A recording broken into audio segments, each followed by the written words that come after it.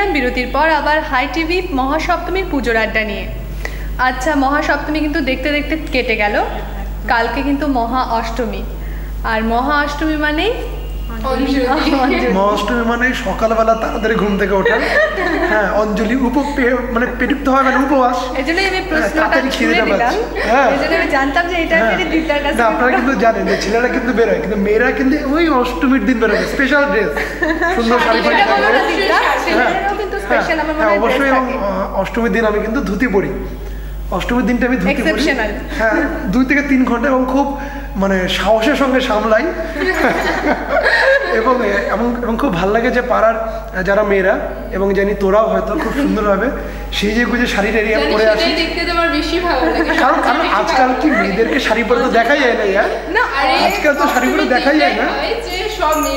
আজকাল মেয়েদের ভুল বলে, আজকাল মেয়েদের অনেক ক্ষেত্রে শাড়ি পরে দেখা যায়। সরস্বতী পুজো মানে শাড়ি পরা, দুর্গাপুজো মানে শাড়ি পরা। কতদিন অপেক্ষা করতে হয় বল, কতদিন অপেক্ষা করতে হয় বল।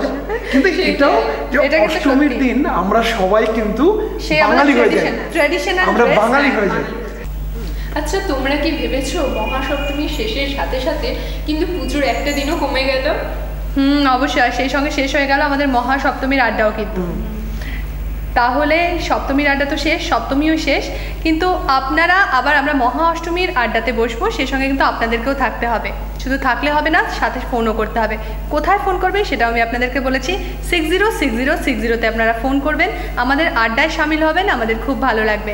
আর আমাদেরকে আপনারা ফ্রিডোকাস্টটাও দেখতে পারবেন। ফ্রিডোকাস্টের লাইভ স্ট্রিমিংয়ে না গিয়েও আপনারা কিন্তু ইউটিউবে আমাদের প্রোগ্রাম লোড করা থাকে, সেখানেও আপনারা দেখতে পারবেন, অথবা গুগলে গিয়ে হাই টিভি মালদা বলে টাইপ করবে, সেখানেও কিন্তু আপনারা আমাদের দেখতে পারবেন।